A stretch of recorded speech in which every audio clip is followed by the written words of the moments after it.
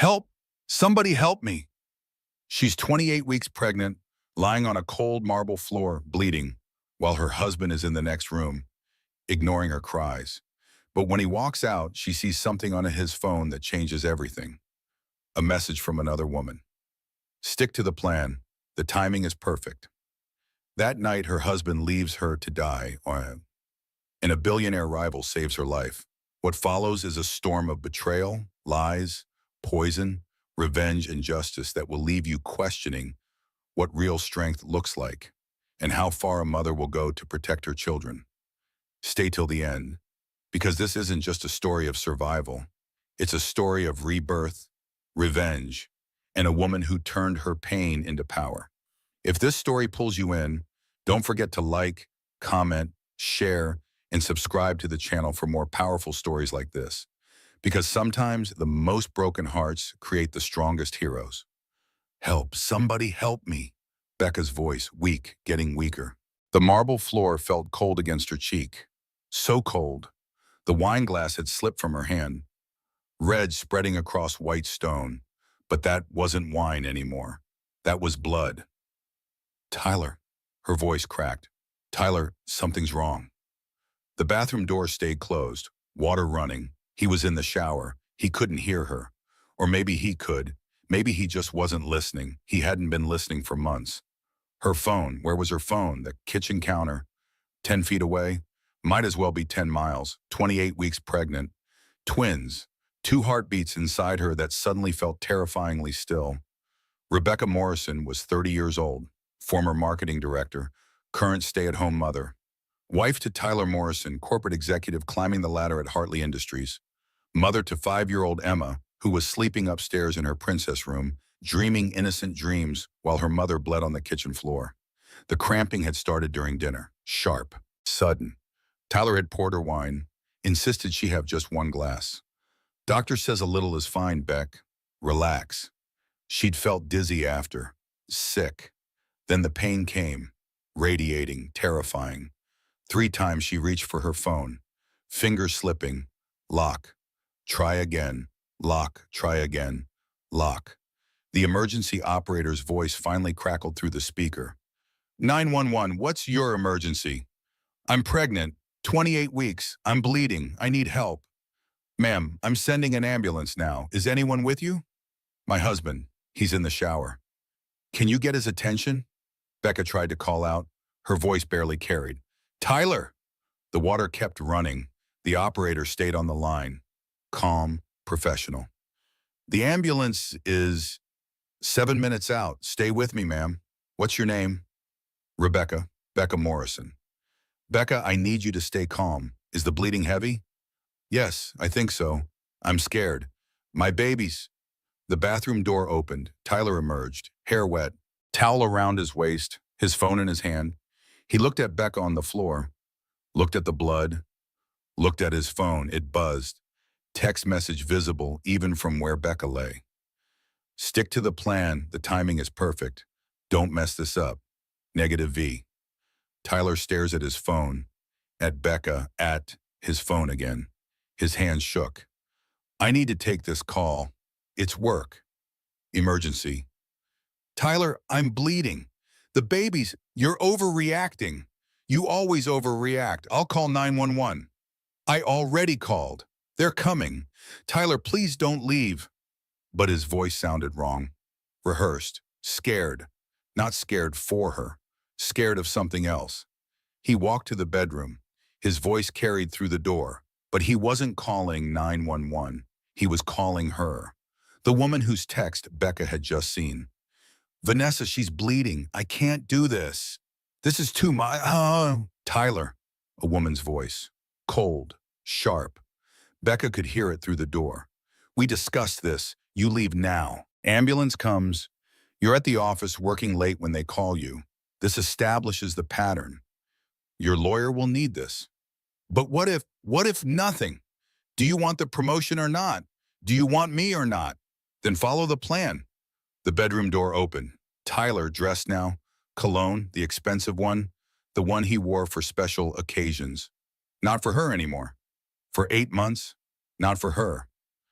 The ambulance is coming. I have to go handle this emergency meeting. The Thompson merger, millions on the line. Tyler, please, don't leave me. He paused for just a second. Something flickered in his eyes. Fear? Guilt? Regret? Then his phone buzzed again. Text visible. Now. The front door closed. His car started. Drove away.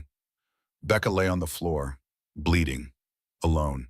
The emergency operator still on the line, voice distant, telling her help was coming. Stay calm, stay awake, stay alive. 5-year-old Emma's face smiled from the refrigerator photo, pink construction paper. I love mommy, written in crayon. The world tilted. Becca's vision blurred. The twins kicked weakly, still there, still fighting. She wouldn't let them die. Wouldn't let Tyler's choices kill her babies. She wouldn't. Sound, footsteps, running. Not the ambulance. Too fast, too close. Rebecca Morrison? A man's voice. Not Tyler, deeper, concerned, urgent. Strong arms lifted her. Careful, so careful. I've got you, stay with me. She forced her eyes open, dark hair, sharp jawline, eyes that looked genuinely worried. She knew this face. From somewhere, business magazines? Tyler's office rants about competitors? Jack Thornton? The words barely came. Don't talk, save your strength. Where's your husband? She couldn't answer. The truth hurt worse than the cramping. The ambulance is 10 minutes out. You don't have 10 minutes. He carried her to his car. A Tesla. Black. The leather seat felt warm. He'd been in the car recently. He buckled her in like she was made of glass. My daughter, Emma, upstairs, please. I've got her. Where? First door, left, princess room. He took the stairs 2 at a time, came back 30 seconds later with a sleepy Emma wrapped in her unicorn blanket. Mommy, Emma's voice confused, scared. Mommy's okay, sweetheart. We're going on a car ride. Emma settled into the back seat, confused but quiet. Good girl. Such a good girl. Jack's hand was steady on the wheel. His other hand held Becca's. Warm, grounding, real. How did you know? Becca whispered. I didn't. I was returning documents Tyler left at my office. We had a meeting today. Saw him leave in a panic. Then I heard you calling for help through the window. Through the pain, something registered. Meeting? Tyler said he had the Thompson merger tonight. Jack's jaw tightened. There is no Thompson merger. That deal closed a month ago. Our meeting was about him potentially coming to work for me. He seemed interested. Eager even. The pieces clicked. Tyler lied. Tyler left her bleeding. Tyler chose someone named Vanessa over his wife and unborn children. Tyler chose a promotion over his family. The restaurant, Becca whispered. You said you were returning documents he left at your office? Tyler and I met at my downtown office at 5 this afternoon. He left a folder. I was bringing it to your house when I heard you screaming. Not at a restaurant with Vanessa, at a meeting with Jack Thornton. Another lie. How many lies? The Tesla moved through traffic, fast but smooth. Jack called ahead to the hospital. Emergency. Pregnant. Bleeding. 28 weeks. Twins. Move. Emma's small hand reached forward from the back seat, touched Becca's shoulder. Mommy, where's Daddy? Becca closed her eyes. Daddy had to work, baby. The biggest lie of all. Mercy General, emergency entrance. Jack carried her again. Emma clutched his jacket. I need help. She's 28 weeks pregnant with twins and bleeding. Nurses appeared. A gurney, lights overhead blurring together. Ma'am, who's your emergency contact? Her husband, Jack said. Tyler Morrison, I'll try to reach him. A nurse squeezed Becca's hand. Her name tag read Grace, 30-something. Kind eyes, real concern. We've got you, honey. You're safe now. Can you tell me your pain level? 8, maybe 9. The babies. Please save my babies. Dr. Mitchell is the best. You're in good hands. Emma's small hand in Becca's, squeezing, the hospital smell, antiseptic and fear. The fluorescent lights humming. A clock on the wall, 7:43 at night. Tyler left at 7:15. 28 minutes ago, an eternity. Jack's voice in the hallway, leaving messages. Tyler, this is Jack Thornton. Your wife is at Mercy General. Emergency, call immediately. One message, two, three, four, 5, 10, 20. No response. Dr. Sarah Mitchell arrived. 50s, steady hands, kind eyes that had seen everything. Seen women abandoned. Seen families broken. Seen miracles and tragedies. Rebecca, I'm going to do an ultrasound. Let's see what these little ones are up to. The wand pressed against Becca's belly. Cold gel. The screen flickered. Static. Then sound. Thump, thump, thump, thump. 2 heartbeats. Faint but there. Still fighting. They're fighters, Dr. Mitchell said, just like their mama. Tears slid down Becca's temples, into her hair. Relief, terror, gratitude, rage. I need to ask, Dr. Mitchell said quietly, is there any domestic situation I should know about? Any reason you were alone during this emergency? Becca's throat closed. The truth sat there. Heavy, impossible. He had a work emergency. Dr. Mitchell's expression said she'd heard that before. Didn't believe it. Wouldn't push. Not yet. We're going to admit you. Strict bed rest. These babies need to stay put for at least 8 more weeks. Ideally, 12. 8 weeks. 12 weeks. Could she do this alone? I'm not crazy, Becca whispered. I know what this means. I know what he chose. Grace squeezed her hand. You're not crazy, honey. You're not crazy at all. They moved her to a private room. Too quiet except for the machines. Steady beeping. The twins' heartbeats monitoring constantly. Proof of life. Proof of miracles.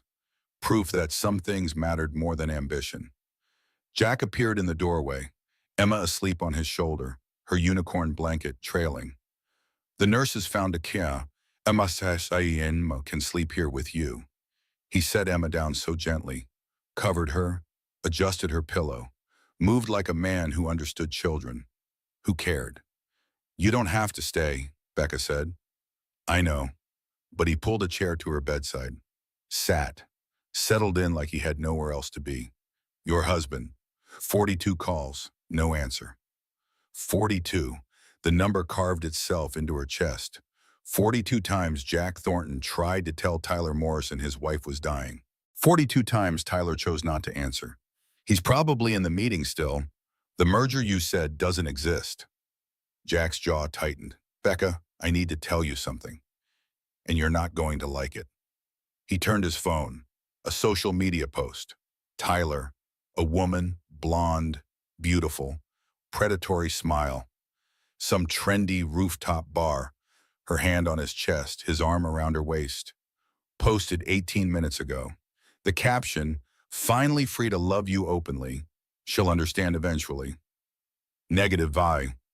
But something was wrong with the photo. Tyler looked uncomfortable. Stiff, like he was posing against his will, like a puppet on strings. Becca stared at the photo, closed her eyes, opened them. Closed, opened, closed. Like if she blinked enough times, it would change. It didn't change. Who is she? Vanessa Hartley, Richard Hartley's daughter. She works at Hartley Industries. Started 8 months ago. 8 months, Becca whispered. That's when Tyler changed. Jack pulled up more information on his phone. Articles, LinkedIn profiles, corporate photos. Vanessa graduated top of her class from Wharton Business School, worked at 3 Fortune 500 companies. Each time she had an affair with a married executive. Each time the executive left his wife. Each time, within 6 months, the executive was fired and Vanessa moved to a bigger company. The room spun. She's done this before? 3 times. I have a private investigator on retainer. When Tyler mentioned he was seeing someone at Hartley Industries during our meeting today, I looked into it. Becca, I think she targets married men deliberately. Ambitious ones. Weak ones. What power, control, practice. Her father, Richard, is a self-made billionaire. Ruthless. There are rumors she's positioning to take over the company. But Richard is old school. He doesn't think women can run empires. So she's proving she can. By destroying men. By showing she's more ruthless than any of them. Becca's stomach turned. Tyler's not a victim. He made choices. Yes, but I don't think he understands who he's dealing with. Look at this. Jack showed her another photo. Vanessa and Tyler. Vanessa's hand on his phone. Tyler looking confused, controlled. That's from tonight, 30 minutes before he left you. I think she's controlling when he can and can't respond to calls. I think tonight was a test to see if he'd really abandon you. And he did. He did, which means he passed her test. And Vanessa Hartley rewards compliance. The door opened. An older man, 60-something, silver hair, tired eyes. He looked like he'd aged 10 years in one night. Rebecca, his voice cracked. I came as soon as I heard. Robert Morrison, Tyler's father. Jack stood, protective. Mr. Morrison. Mr. Thornton, thank you for helping my daughter-in-law. Robert turned to Becca. Where's my son? I don't know. He left. He chose to leave. Robert sank into his chair, put his face in his hands, shoulders shaking, a man breaking. I was afraid of this. Afraid of what? Tyler's been different these past months. Secretive, anxious. He came to me 3 weeks ago, asked me about divorce lawyers, said he was in love with someone else, someone who could help his career. And you didn't warn me? I told him he was making a mistake. I told him marriage is work, that grass isn't greener. But he wouldn't listen. He said this woman, Vanessa, she understood him. She saw his potential. She made him feel important. Robert looked up. His eyes were wet, raw, honest. His mother left us when Tyler was 10, ran off with her boss. Tyler watched me fall apart, watched me beg her to come back. She told Tyler that I was weak, that weak men don't deserve success. Tyler spent his whole life trying to prove he's not weak, trying to prove he's not me. And now he's becoming exactly what he feared, Becca said quietly. A man who abandons his family. Yes, Robert reached for Becca's hand. I don't have excuses for him. What he did tonight, it is unforgivable. But I want you to know something. I'm on your side, not his. You're my daughter. Emma is my granddaughter. Those babies are my grandsons, and I will help you in any way I can. Why? Because you deserve better, because those children deserve better, and because maybe I can't save my son from himself, but I can make sure he doesn't destroy you in the process. Jack's phone buzzed. He glanced at it. His expression darkened. Tyler just posted on social media an announcement. He turned the phone. Tyler and Vanessa, professional photo, clearly staged, engagement photo to quality. Excited to announce my engagement to Vanessa Hartley, daughter of Richard Hartley, CEO of Hartley Industries. Looking forward to our future together in my new role as Vice President of Operations. Posted 22 minutes ago.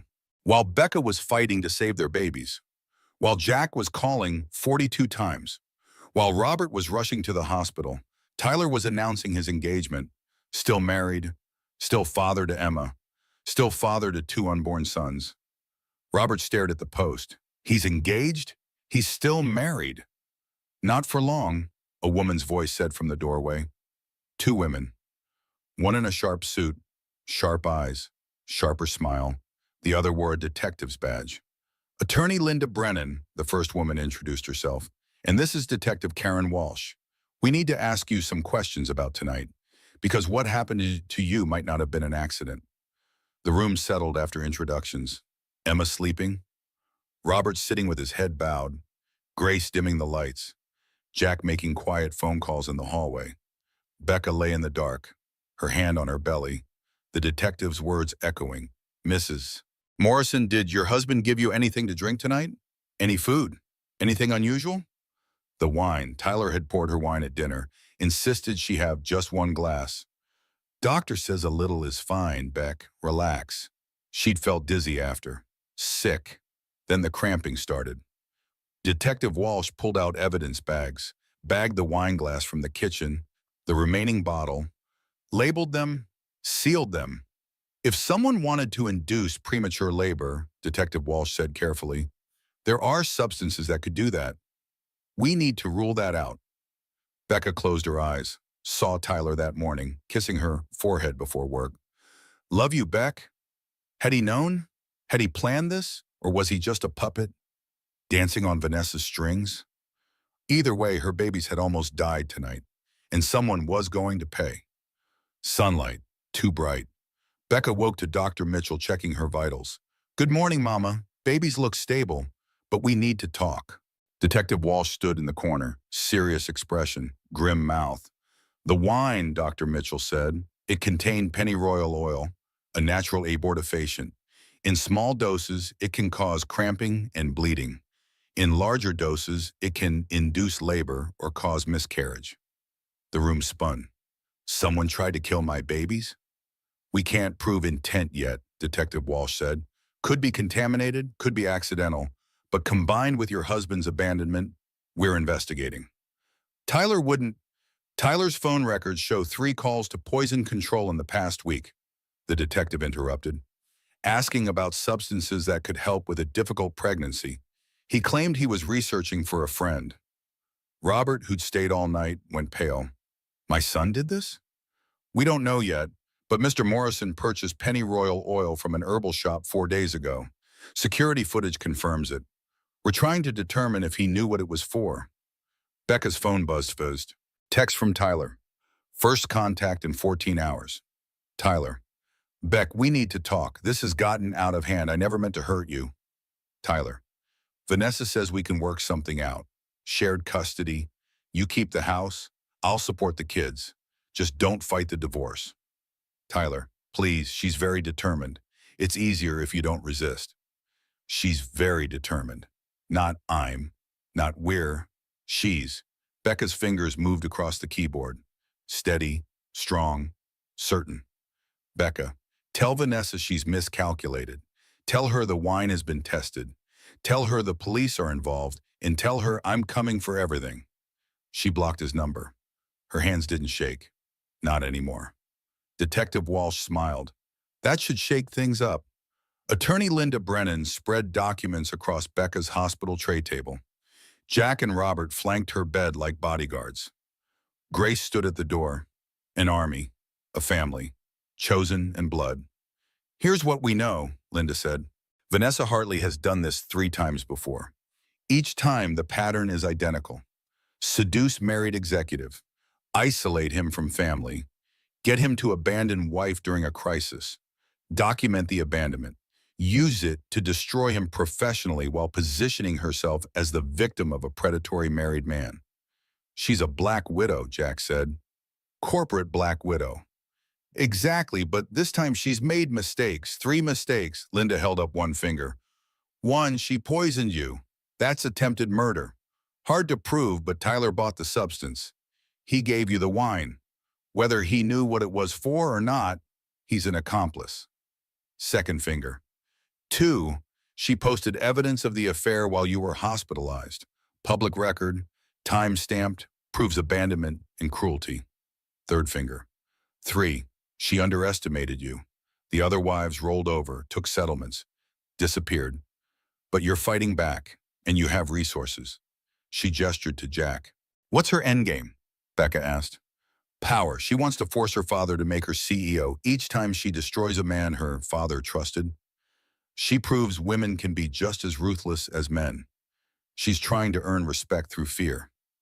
She's a psychopath, Robert said quietly. Clinically, possibly. Legally, definitely dangerous. Linda leaned forward.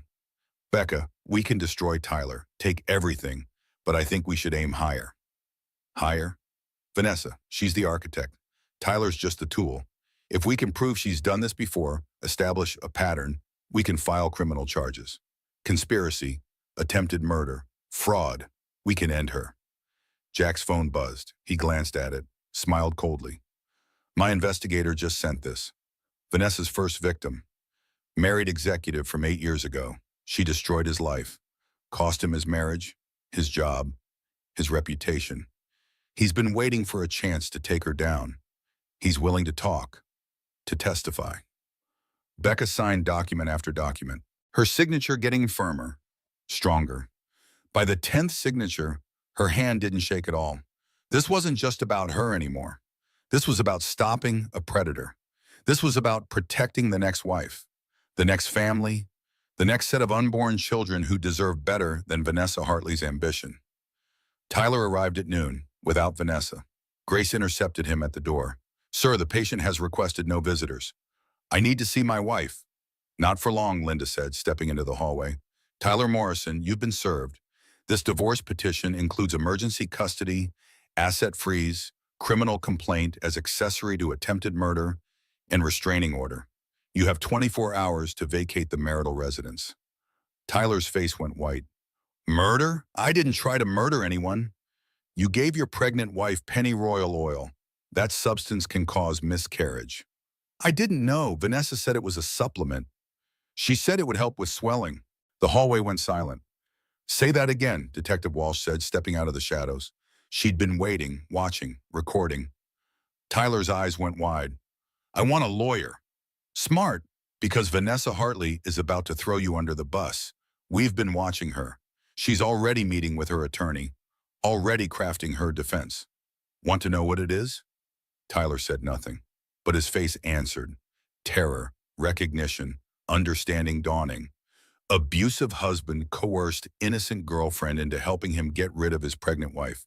She's claiming you manipulated her, told her Becca was suicidal, that the pennyroyal was to help prevent pregnancy complications, that she's a victim. That's insane. She planned everything. She told me exactly what to do, when to leave, what to say. She wrote the social media posts. Do you have proof? Tyler pulled out his phone, shaking, fumbling, desperate. I recorded some of our conversations. I was scared.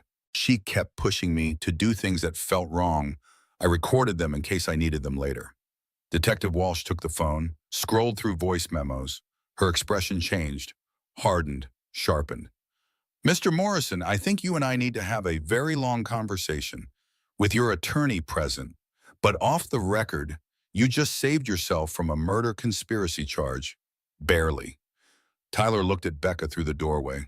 Emma woke up, saw her father, turned away, buried her face in her mother's side. I'm sorry, Tyler whispered. I'm so sorry. I was weak. I was stupid. She made me feel important, and I lost everything that actually mattered. After Tyler left with the detective, Becca sat with Emma. They colored, pink and purple unicorns. Emma didn't ask about her father, just colored. Quiet, processing in the way children do. Absorbing, understanding more than adults gave her credit for. The twins kicked, strong. Becca placed Emma's hand on her belly. That's your brothers? They're okay. We're all going to be okay. Is Daddy a bad man? How did you answer that? How did you explain narcissistic abuse to a 5-year-old? How did you teach nuance and complexity in the gray areas of human weakness? Daddy made very bad choices, but he's not all bad. He's just lost. And sometimes adults get lost, baby. Will you get lost, Mommy? No, sweetheart. I know exactly where I am. Right here with you. Robert appeared in the doorway. I'm going to post bail for Tyler, not because he deserves it, but because I want him in a position to testify against Vanessa. Is that okay with you?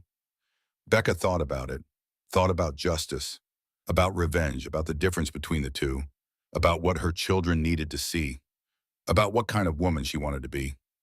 Yes, but he doesn't come near us, ever. Agreed. Days blurred, the story broke. Executive's wife poisoned in corporate Black Widow scheme. Media everywhere. Reporters outside the hospital. Camera crews. Social media exploded. Twitter trending. Reddit threads. Think pieces. Vanessa released a statement. I am shocked and devastated to learn of these allegations. Tyler Morrison pursued me relentlessly. I believed his marriage was over. I never would have knowingly participated in anything that could harm an innocent woman or her children. I am cooperating fully with authorities. Perfect victim act. Practiced, polished, performing. But Tyler's recordings were damning. Detective Walsh leaked them strategically. Public pressure, media trial before legal trial. Vanessa's voice cold and calculating. You need to leave her vulnerable, alone or at the aired. That's when she'll sign the divorce settlement. That's when she'll take whatever she can get and disappear. The pennyroyal will cause cramping, mild labor symptoms, nothing permanent. but scary enough. And when you're not there to help her, that establishes your cruelty. Her lawyer will use that. Think of it as performance art, Tyler. You're playing a role, the cruel husband. I'm playing the innocent mistress, and Rebecca is playing the victim. Everyone has their part. Public opinion shifted, fast, brutal. Vanessa Hartley wasn't a mistress. She was a monster, a predator, a psychopath in designer suits. Richard Hartley released a statement. My daughter is suspended pending investigation. These allegations do not reflect Hartley Industries' values. Translation, he was cutting her loose, protecting the company, abandoning his daughter the way she'd taught men to abandon their families. Karma had a sense of humor. Middle of the night, week 2, 29 weeks pregnant. Ned, one more week milestone. Just one more, Lana. Becca couldn't sleep. The fear crowded in. Dark thoughts. What ifs.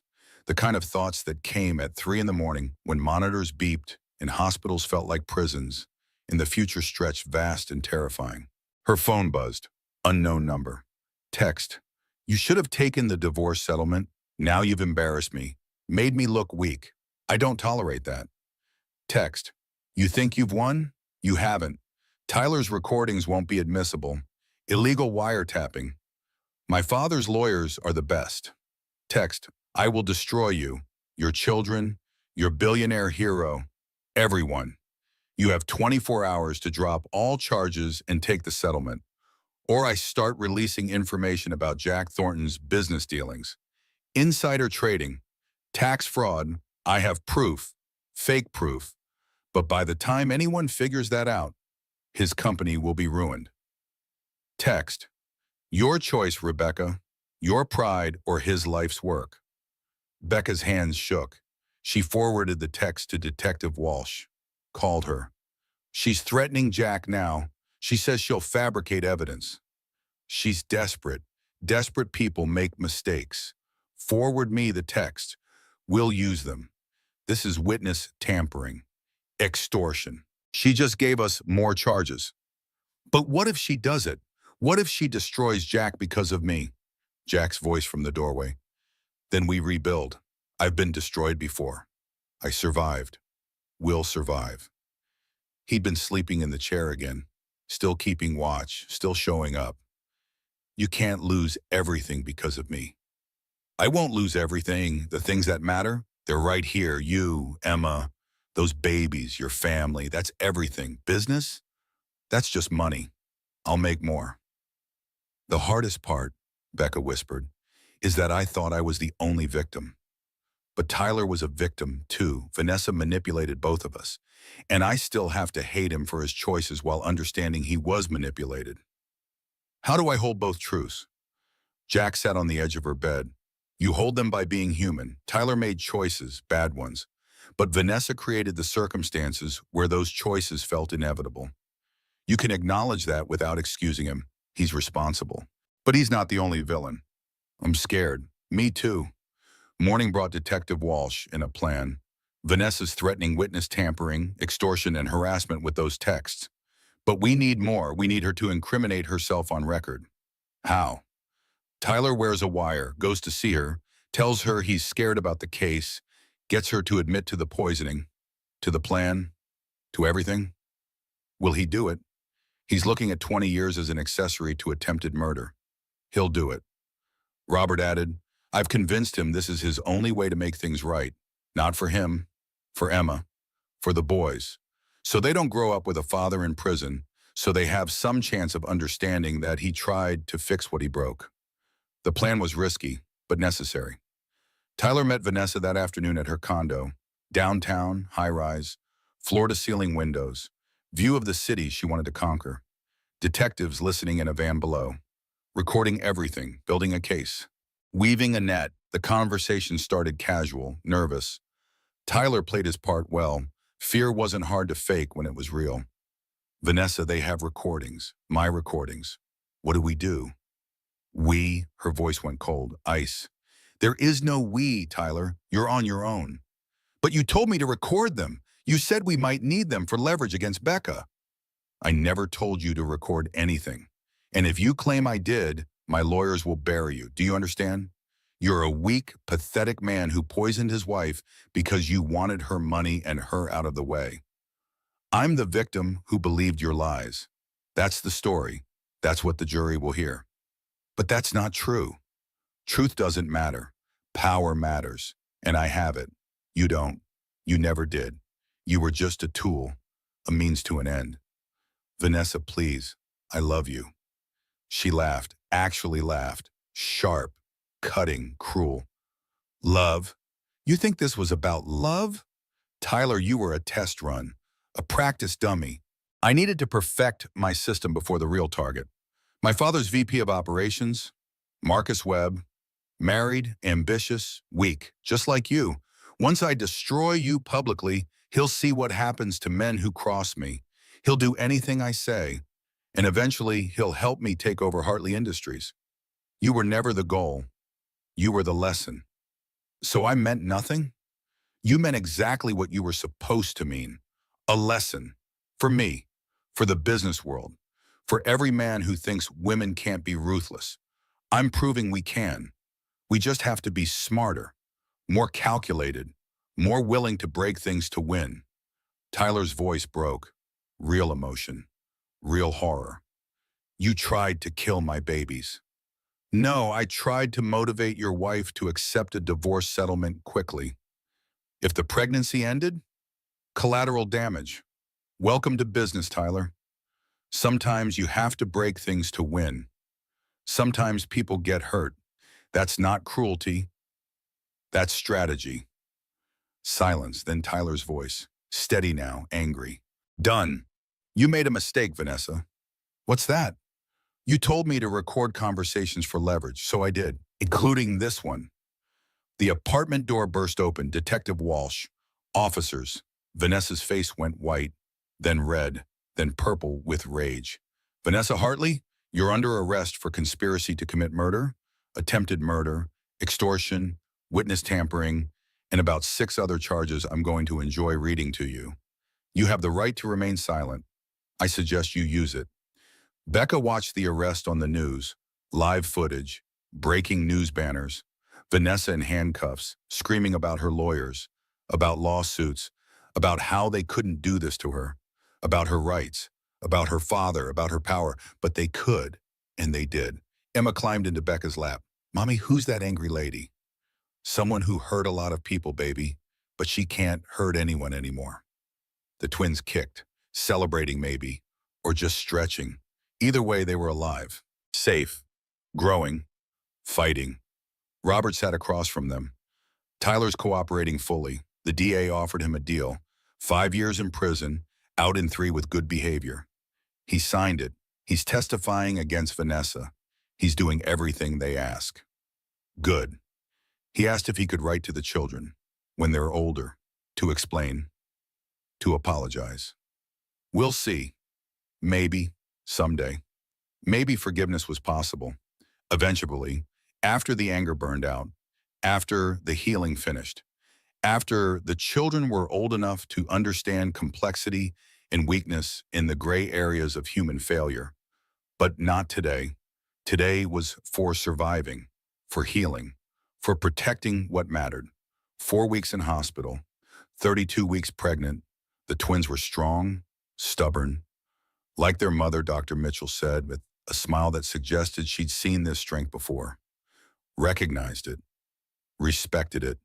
Vanessa's trial was set for 8 months out. Her lawyers were legendary, expensive, ruthless. The kind of lawyers who defended corporations and celebrities and people who could afford to buy innocence. But the evidence was overwhelming. Tyler's recordings, text messages threatening Jack, financial records showing Vanessa had done this before. 3 previous victims willing to testify. A pattern, a system, a predator with a process. The media called her the corporate black widow, the career killer, the ice queen. Think pieces appeared everywhere. How one woman exposed the toxicity of corporate ambition. The price of power, Vanessa Hartley's reign of terror. When ambition becomes psychopathy, Richard Hartley disowned her publicly. I have no daughter. The woman accused of these crimes is not the person I raised. I will cooperate fully with authorities. But everyone knew Richard Hartley had raised exactly this person, had taught her that power mattered more than people, that winning justified any cost, that ruthlessness was a virtue. He'd created a monster and then acted shocked when she became one. Linda updated Becca daily, professional, thorough, invested. The civil suit is progressing. We're suing Vanessa for emotional distress, attempted murder, conspiracy. We're looking at 7 figures in the divorce settlement, maybe 8. I don't want her money. Take it anyway. Put it in trust for the kids. Make her pay literally and figuratively. Let Emma and the boys go to college on her dime. Let them build lives she tried to destroy. That's justice. Jack's visits continued, but the dynamic shifted. Less guardian angel, more friend, real friend. They talked, really talked, about life, business, dreams, failures, the things people share when they're building something real. I almost lost everything, Jack admitted one afternoon, when Vanessa threatened to fabricate evidence. For 48 hours, I thought my company was done, that everything I'd built would collapse. And you know what I realized? What? I didn't care, not really. The business is important, but it's not everything. People are everything. You, Emma, those babies, the people who showed up when things got hard. That's what matters. That's what I'd fight for. That's what I'd rebuild for. Court-appointed custody evaluator. Dr. Patricia Reynolds, stern, thorough, no nonsense. The kind of evaluator who'd seen every manipulation tactic and couldn't be fooled. Tyler had petitioned for partial custody from county jail. Limited, supervised, but custody. His lawyer's advice. Show the judge you care. Show remorse. Show you're trying. I don't want him near them, Becca said. I understand, but the court requires evaluation. We'll document everything. His actions will speak louder than his words. Tyler's interview was conducted via video call from county jail. He looked different, thinner, broken, sober in every sense. The cologne gone, the ambition gone. Just a man facing consequences. I don't deserve custody, he said on record. I don't deserve their forgiveness. But I want them to know that I love them, that I was weak, that Vanessa didn't make me do anything I didn't choose to do. I own that. I own all of it. Do you want visitation? I want them to be happy. If that means I never see them again, then that's what I want. But if someday, when they're older, they have questions, I want to be able to answer them, to tell them I'm sorry, to tell them I wish I'd been stronger, to tell them their father was flawed but not beyond redemption. Dr. Reynolds' report was unequivocal. No custody, no visitation until children are old enough to choose. Mr. Morrison's remorse appears genuine, but his actions cause severe trauma. Children's welfare takes precedence. The court should prioritize their healing over his redemption timeline. Becca cried, relief, vindication, safety. He'll appeal, Linda warned. From prison? With what money? Fair point. Roberts cut him off financially. Tyler's on his own now, learning what it means to face consequences without a safety net. Tyler was sentenced before the babies were born. 5 years, county prison, nonviolent offender wing, a place for white-collar criminals and men who'd made terrible choices but weren't dangerous in the traditional sense. Becca didn't attend, watched the news coverage from her hospital bed. 35 weeks now. Safe zone. The babies would survive if they came now. Tyler's statement, I am guilty, I am sorry, I failed my family, I failed myself. The only thing I can do now is accept responsibility and hope that someday my children will understand that their father was weak but not evil, manipulated but still culpable. I love them, I just didn't love them enough. I chose ambition over family, myself over others, and I will spend the rest of my life trying to understand why. The judge, Mr. Morrison, you participated in a conspiracy to harm your pregnant wife and unborn children. That you were manipulated by Mrs. Hartley is a mitigating factor, but you made choices every step of the way. You chose to believe her lies because they served your ambition. You chose to leave your bleeding wife because a text message told you to. You chose promotion over family. The court sentences you to 5 years imprisonment, I hope you use that time to become the man your children deserve. Vanessa's trial was still pending, but her fate was sealed. The prosecution had too much evidence, too many victims, too clear a pattern. Her lawyers were pushing for a plea deal. 15 years. She was refusing. Too proud, too arrogant, too convinced she could win, that her intelligence and her beauty and her father's money could buy anything. She'll go to trial, Linda predicted. She's too arrogant to admit defeat. She thinks she can charm a jury. She thinks she can play victim well enough. She can't. She's underestimating how much people hate women who hurt pregnant mothers. The courtyard, peaceful, fall leaves drifting, October becoming November, the air cool, clean, the smell of changing seasons and new beginnings.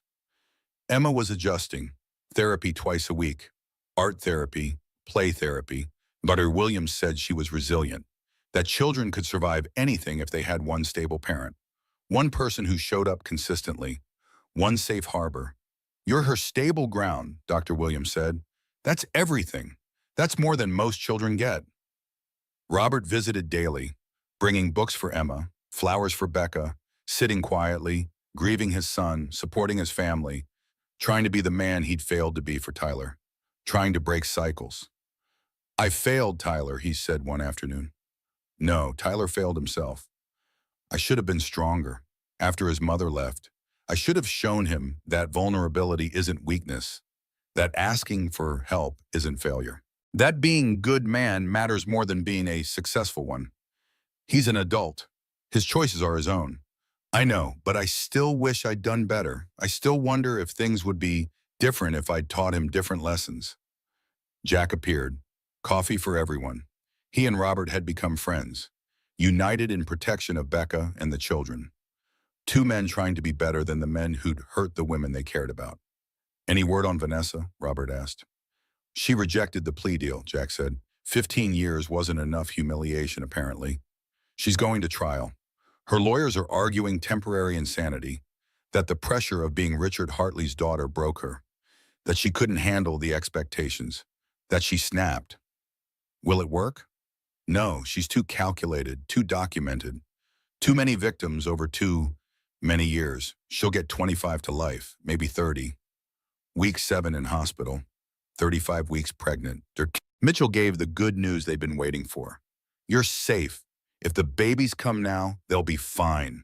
Healthy, no NICU necessary. You did it, Becca. You kept them safe. Permission to breathe, to believe, to hope. After 7 weeks of monitoring and fear and uncertainty, permission to imagine a future. Can I go home? Modified bed rest. No stairs, no heavy lifting. But yes, you can go home. Home, the word felt different now, safer, earned, a place she'd fought for, a sanctuary she'd protected. Jack offered to help with the transition, not charity anymore. Friendship, real friendship built on crisis and honesty and showing up. They pulled up to the house. Emma cheered. Our house! We're home! Jack carried Becca's bags, set up the bedroom for bed rest, organized the kitchen, stocked the fridge with groceries and meals and everything they'd need. Robert had already been by. Fixed the window Jack broke to get inside that first night, painted Emma's room fresh, installed new security, changed the locks, made the house theirs again. You don't have to do all this, Becca said. Jack stopped, turned, honest again. Always honest. It was becoming his defining trait. I know, but somewhere along the way, this stopped being about Tyler, stopped being about Vanessa, stopped being about business revenge, started being about you, about Emma, about these babies, about helping because I want to help, because you matter, as a person, as a friend, maybe more than a friend, if I'm being completely honest. Jack, I'm not asking for anything. You're pregnant, getting divorced, healing, dealing with enough. I'm just being honest about where I am. When this is over. When you're ready, if you're ever ready, I'd like to take you to dinner. A real date, no hospital cafeterias, no crisis management, just two people getting to know each other without emergencies. Becca's heart stuttered. Months ago, the idea of trusting another man would have seemed impossible, but Jack had earned trust, slowly, consistently, by showing up, by being honest, by caring about her children, by not asking for anything in return. I don't know if I can trust anyone right now, if I'm ready for that. I know, I'll wait. I'm good at waiting. I've waited for a lot of things in my life. Good things are worth waiting for. November 18th, 37 weeks, regular contractions, not Braxton Hicks. The real thing, Dr. Mitchell's office. This is it. You're in labor. Let's get you to the hospital. Let's meet these fighters. Grace drove. Jack met them there. Held Becca's hand through contractions. Coached breathing. Counted. Reminded her she was strong enough for this. Robert waited in the hall. Supporting. Present. Ready to meet his grandsons. Labor was fast. Intense. 3 hours of work that felt like minutes and hours simultaneously. Then pushing. Then crying. Then two perfect baby boys, Andrew James, 7 pounds, 2 ounces, named after Robert's father. A good man, a kind man, Benjamin Jack, 6 pounds, 14 ounces, named after the man who saved them, the man who showed up, named after heroes, named after hope, named after the kind of men she wanted them to become. Tyler wasn't there, couldn't be, was in prison, his choice, his consequence. But the people who mattered were there. Grace, Diane, Robert, Jack. The family built from choice and crisis and care. Emma met her brothers, held Andrew carefully, kissed Benjamin's forehead with the gentleness only children possess. They're so small. You were this small once. Really? I don't remember being small. None of us remember being small, but we all were. We all started tiny and grew strong. Jack stood back, giving space, but present, always present. A man who understood boundaries and respect, and when to step forward and when to step back. Becca looked at her family, chosen and born, perfect in their imperfection, complete in their incompleteness. Thank you, she told Jack. For what? Showing up every time, without fail, without asking for anything, just showing up. That's what people do. When they care, when they see someone who needs help and they have the ability to give it. That's just being human. Is that what this is? Just being human? Jack smiled, soft, real. For now, unless you want it to be more. Someday, when you're ready, if you're ever ready. And ask me again in 6 months. Deal. 6 months later, spring, May, the twins were 6 months old, fat, happy, perfect. Meeting milestones, smiling, laughing, knowing nothing of the darkness that preceded their birth. Emma was finishing kindergarten, honor roll, art award, making friends, thriving in therapy, learning that families came in different shapes, that fathers weren't necessary for happiness, that mothers could be enough. Vanessa's trial lasted 3 weeks. The media covered every moment. Courtroom sketches, expert commentary, public opinion overwhelmingly against her. Becca testified, told her story, the bleeding, the abandonment, the fear, the detective's revelation about the penny royal, the nights wondering if her babies would survive. Tyler testified via video from prison, told his story, the manipulation, the recordings, the realization that he'd been a tool, an admission of guilt without deflection, an acknowledgement that being manipulated didn't absolve choice. 3 previous victims testified, similar stories, different details, same pattern, same predator, same destruction. The evidence was damning. The recordings where Vanessa discussed strategy, the texts where she directed Tyler's actions, the financial records showing she'd researched divorce law and custody battles, the pattern across multiple victims over multiple years. Vanessa's defense crumbled. Her lawyers argued coercion by her father, mental illness from pressure, temporary insanity from stress, every excuse, every deflection, every attempt to paint her as victim rather than villain. The jury didn't buy it, deliberated 4 hours, came back with a verdict. Guilty, all counts. Conspiracy to commit murder, attempted murder, extortion, witness tampering, fraud, A list of charges that would keep her imprisoned for decades. Sentencing, 30 years in federal prison, no parole for 20. Vanessa's face when the verdict was read. Shock, disbelief, rage breaking through practiced composure. "You're all idiots," she screamed as bailiffs approached. "I'm smarter than all of you. You just can't handle a woman who plays by men's rules. This is sexism. This is discrimination. I'm being punished for being ambitious." The judge's voice cut through her tantrum. Cold, final, done. "Ms. Hartley, this has nothing to do with your gender. This has to do with your actions. You attempted to murder an unborn child. You manipulated and coerced multiple people. You destroyed lives for personal gain. You showed no remorse, no empathy, no humanity. You are dangerous. You are calculating. You are exactly the kind of person our justice system exists to contain. The court sentences you to 30 years in federal prison. Take her away." Becca watched from the gallery, felt nothing.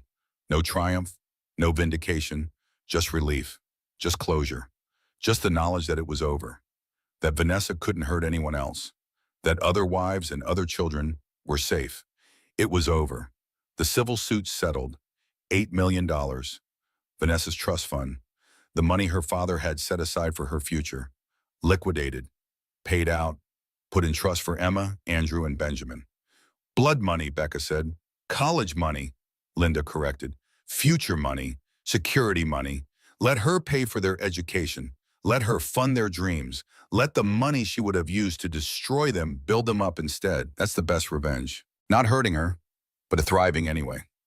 1 year after the arrest, November again, full circle. The twins' first birthday party.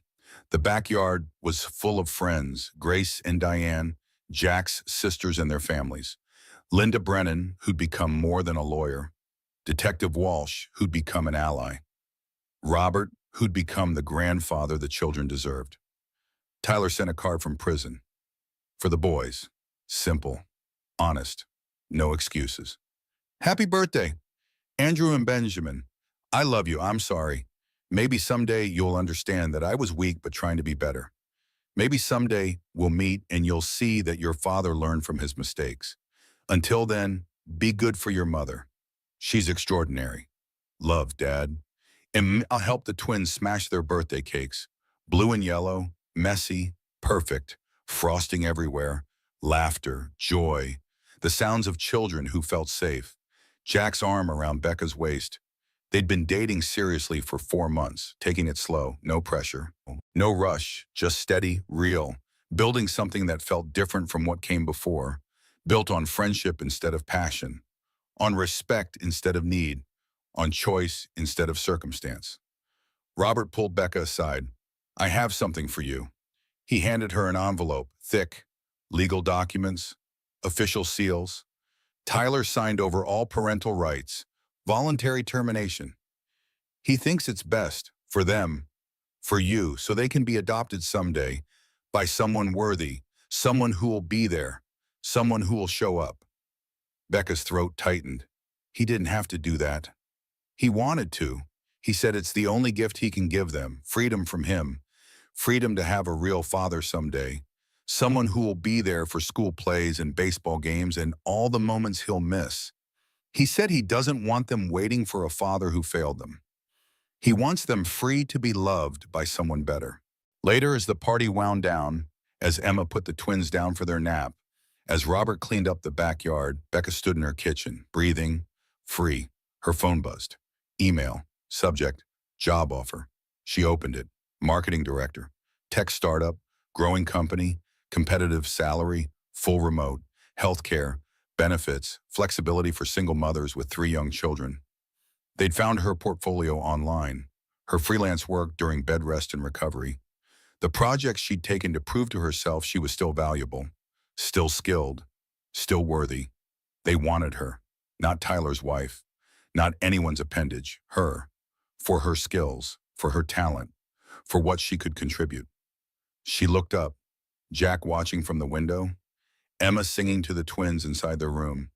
Grace helping Diane with dishes. Robert playing with building blocks. Saving them for when the babies woke. family, chosen, real, built from crisis and kindness and people who showed up. Tyler was somewhere out there, in prison, learning lessons that should have been taught decades ago, paying prices that should never have accumulated, living with consequences that felt simultaneously too harsh and too lenient. Vanessa was in federal prison. Orange jumpsuit instead of designer suits, controlled instead of controlling, contained instead of conquering. 30 years to think about the lives she'd destroyed, to wonder if power was worth the price. Richard Hartley was dead. Heart attack. 6 months after his daughter's conviction. Stress, shame, the weight of knowing he'd created a monster. His company went to Marcus Webb, the man Vanessa had targeted next, the man Jack had warned, the man who was happily married to his original wife, who'd been shown what predators look like, who'd chosen family over ambition. This was her story now, not Tyler's, not Vanessa's, hers.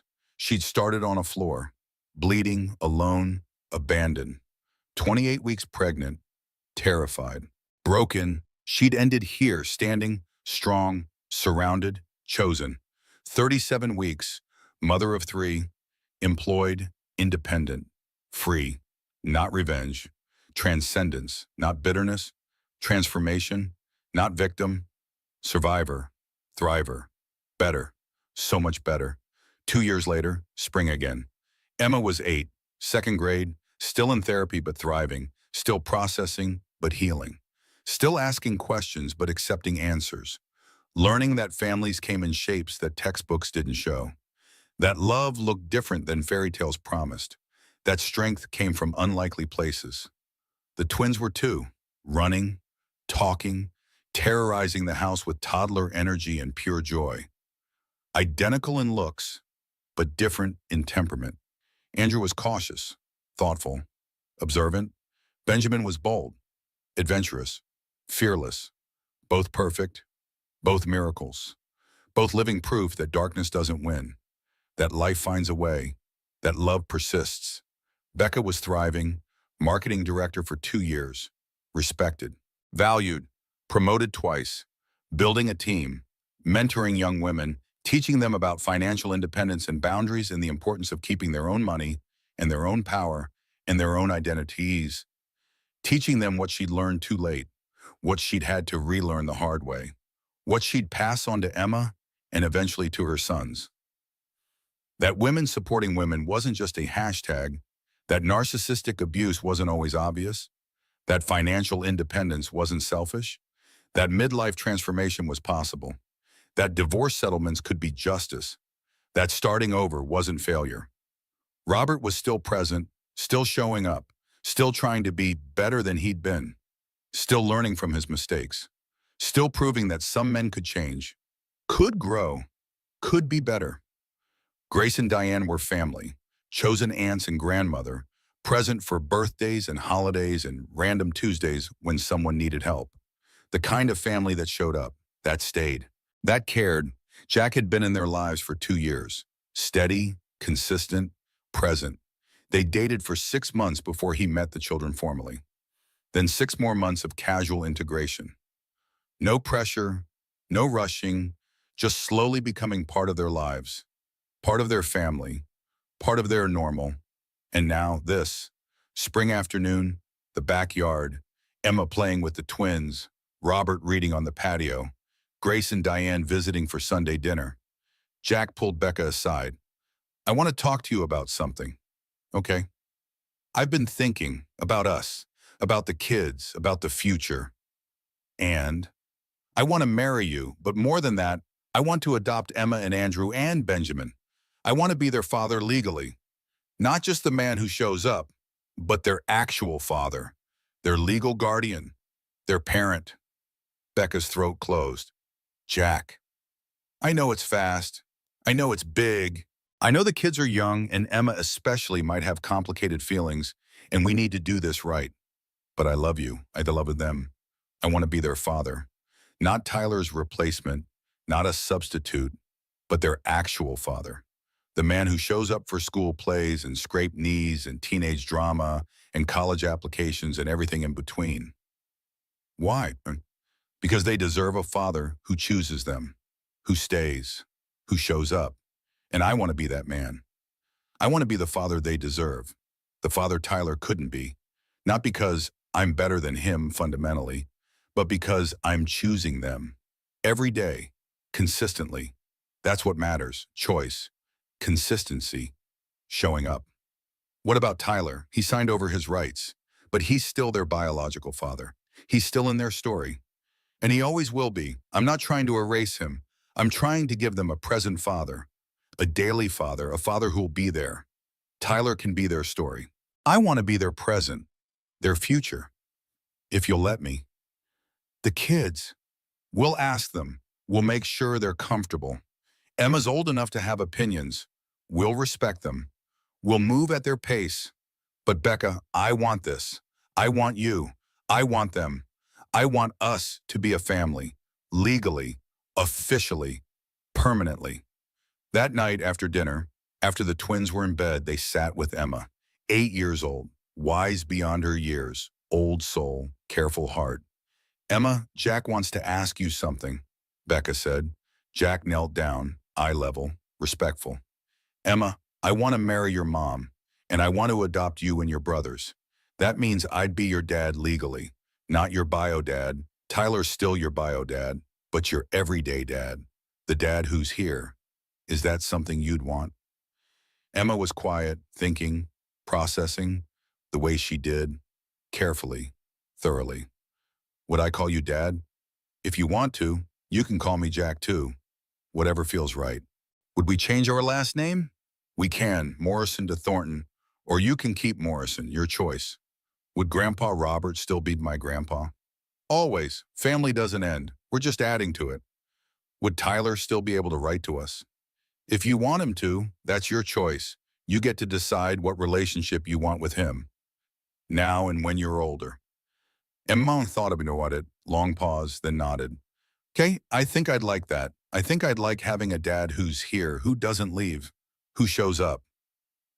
3 months later, June, small ceremony, backyard, close friends, chosen family, Emma as flower girl, Andrew and Benjamin as ring bearers, toddlers carrying pillows with rings tied on. Chaos, laughter, perfect. Robert walked Becca down the aisle, tears in his eyes, pride, relief, joy. You deserve this. You deserve happiness. You deserve a man who sees your value. Jack at the altar, steady, present, choosing her, choosing them, every day, consistently.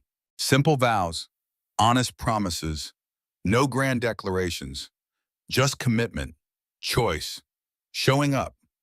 I choose you, today, tomorrow, every day. I choose to show up, to stay, to be present, to be the partner and father this family deserves. Not perfect, but present. That's my promise. I choose you too. I choose to trust again, to believe in partnership, to build something new, to let go of old fears, to embrace new possibilities. That's my promise. They married.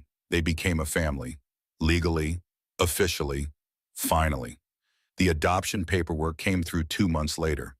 August, hot summer day, courthouse, judge, official seals, legal documents. Jack officially adopted Emma, Andrew, and Benjamin. They became Thorntons. All of them. Emma Morrison became Emma Thornton. 8 years old, daughter, sister, survivor, thriver. Andrew James Morrison became Andrew James Thornton. 2 years old, fighter, miracle, proof that love wins. Benjamin. Jack Morrison became Benjamin Jack Thornton. 2 years old, bold, brave, living testament to strength. Does this mean we're a real family now? Emma asked after the ceremony.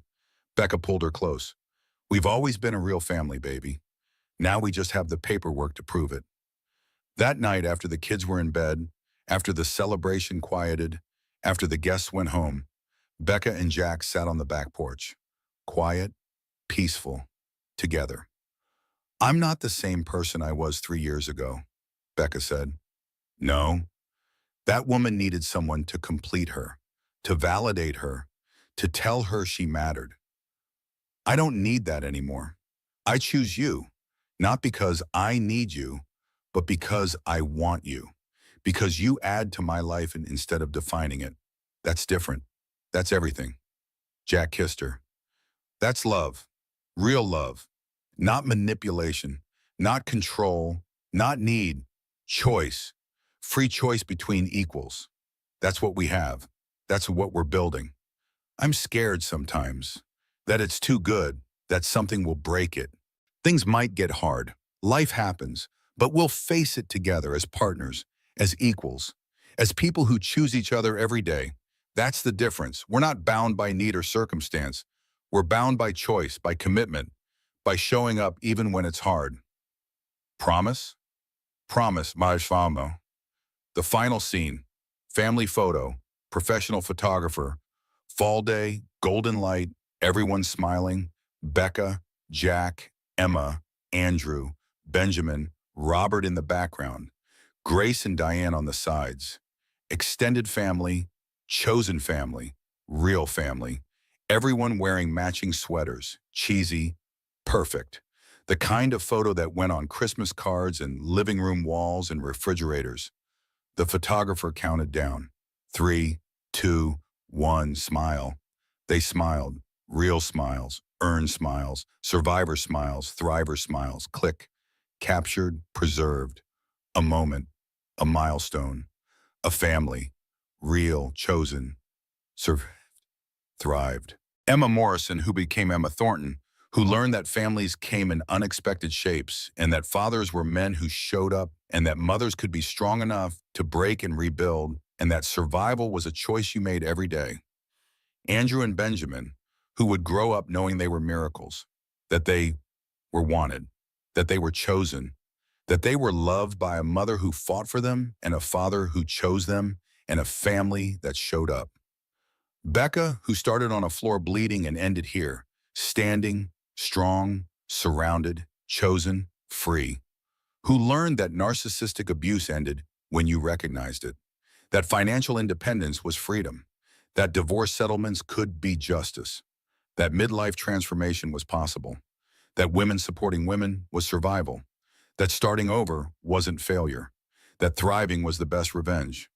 And Jack, who learned that sometimes showing up was enough, that consistency mattered more than grand gestures, that choosing someone every day was love, that being present was power, that family wasn't just blood, that love was action, not feeling. Tyler was released from prison after 3 years. Good behavior, model prisoner, completed programs, showed remorse, proved rehabilitation. He moved across the country, Washington State, fresh start, new job, modest life. He sent birthday cards to the kids, never asked to visit, never pushed for contact, accepted the boundaries, accepted the consequences, tried to be better from a distance. The cards said simple things. Happy birthday. I'm proud of you. I love you. I hope you are happy. I'm sorry. I'm trying to be better. Love, Tyler. Emma kept the cards in a box under her bed. Didn't read them often, but kept them. Maybe someday she'd want to know her biological father's story. Maybe not. Her choice, her timeline, her healing. Vanessa's appeal was denied. 30 years stood. She'd served them all. No early release, no parole board sympathy. Just 3 decades to think about the lives she'd destroyed, the families she'd broken, the children she'd almost killed, the women she'd victimized by targeting their husbands, the men she'd manipulated into destroying themselves. 3 decades in orange jumpsuits instead of designer suits, in shared cells instead of corner offices, controlled instead of controlling, contained instead of conquering. Richard Hartley was buried next to his wife, the woman he'd loved, the woman who'd built the empire with him, the woman who died before seeing what their daughter became. Maybe that was mercy, maybe that was tragedy, maybe both. His company thrived under Marcus Webb, the man Vanessa had targeted next, the man Jack had warned, the man who chose family over ambition, who valued integrity over power, who showed that success didn't require destruction, that climbing ladders didn't require stepping on people, that leadership was service, not domination. The Morrison house, which became the Thornton house, filled with life, laughter, arguments, homework, toys, mess, love, the normal chaos of family life, the beautiful mundane reality of children growing up safe and loved and chosen. Grace got married to a good man, a kind man, a man who showed up. They had two children, brought them to play with Emma and Andrew and Benjamin, built their own beautiful chaos. Diane got a dog, a golden retriever named Murphy, who became the kids' favorite playmate, who showed up to every backyard barbecue and birthday party and random Tuesday. Robert found peace, therapy, grief groups, men's circles. He learned to forgive himself for failing Tyler, learned to celebrate his success with Emma and the boys, learned that being a grandfather gave him a second chance, a redemption arc, an opportunity to be the man he tried to be all along. Linda Brennan took on 3 more cases like Becca's. Women poisoned by partners, women abandoned during medical emergencies, women fighting corporate predators who targeted vulnerable families. She won all 3 cases, became known as the lawyer who protected women from narcissistic abuse, who understood financial independence as survival, who knew divorce settlements could be justice. Detective Walsh was promoted, became an expert on corporate crime, on white-collar abuse, on the intersection of domestic violence and business manipulation. She spoke at conferences, trained other detectives, changed protocols, saved lives. And Becca, Rebecca Morrison, Rebecca Thornton, Becca, mom, director, survivor, thriver. She woke up every morning in a house she owned, with children she'd protected, with a partner she'd chosen, with a life she'd rebuilt, with financial independence she'd earned, with midlife transformations she'd embraced, with women supporting women all around her, with the knowledge that she'd survived narcissistic abuse and come out stronger. She woke up free, and every morning before the chaos started, before the kids woke up demanding breakfast and attention in life, she stood at her bedroom window, looked out at her backyard, her life, her miracle. She remembered the cold floor, the blood, the fear, the abandonment, the darkness. She remembered the choice to fight, to survive by, to protect, to rebuild, to thrive. She remembered that starting over wasn't failure, that divorce wasn't tragedy, that single motherhood wasn't burden, that asking for help wasn't weakness, that accepting help wasn't debt, that women supporting women was power, that financial independence was freedom, that narcissistic abuse ended when you recognized it and walked away.